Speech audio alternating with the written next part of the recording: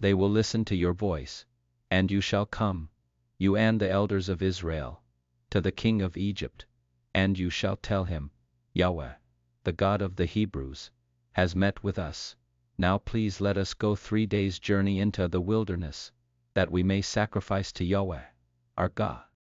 I know that the king of Egypt won't give you permission to go. No, not by a mighty hand. I will reach out my hand and strike Egypt with all my wonders which I will do in its midst, and after that he will let you go. I will give this people favor in the sight of the Egyptians, and it will happen that when you go, you shall not go empty-handed. But every woman shall ask of her neighbor, and of her who visits her house, jewels of silver, jewels of gold, and clothing, and you shall put them on your sons, and on your daughters, you shall plunder the Egyptians.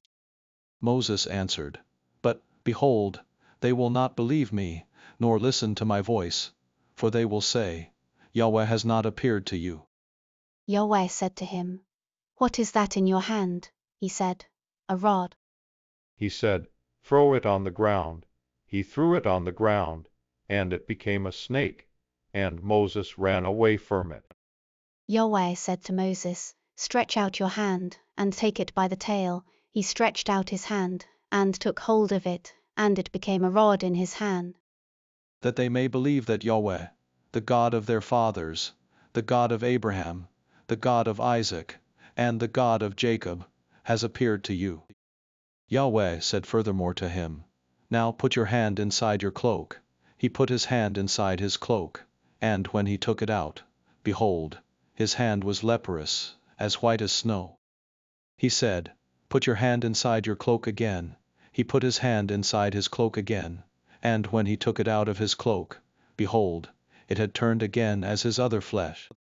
It will happen, if they will neither believe you nor listen to the voice of the first sign, that they will believe the voice of the latter sign. It will happen, if they will not believe even these 2 signs, neither listen to your voice, that you shall take of the water of the river, and pour it on the dry land. The water which you take out of the river will become blood on the dry land.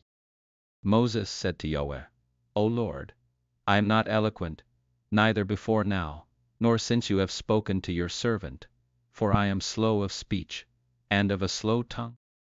Yahweh said to him, Who made man's mouth, or who makes one mute, or deaf, or seeing, or blind? Isn't it I, Yahweh? Now therefore go, and I will be with your mouth, and teach you what you shall speak.